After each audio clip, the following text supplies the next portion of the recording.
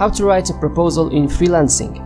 Primary, a proposal is a very specific summary of why you are qualified to undertake the job.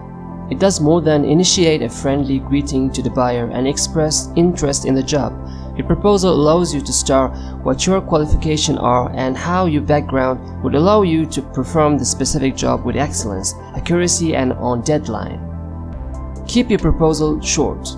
Long proposals won't convince anyone, as no one will read them. People run from big blocks of text, and no one has the patience to read your life story, so keep it short and meaningful.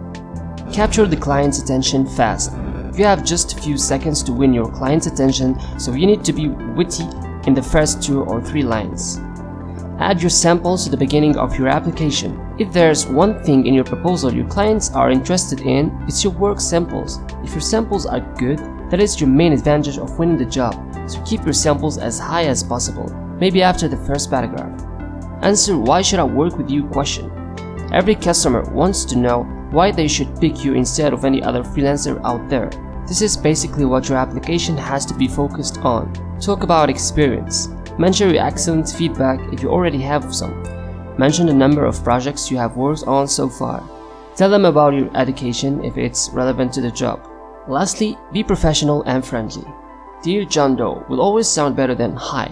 Thank you for taking the time to read my application" is a great closing line. You can make your proposal more professional or warm with a friendly closing like "Best regards" or "Kind wishes." Test everything until you find what works for you. The first few months as a freelancer are definitely not easy and you should expect some tough time. But if you arm yourself with patience, well, results will eventually show and you will get better at it every day.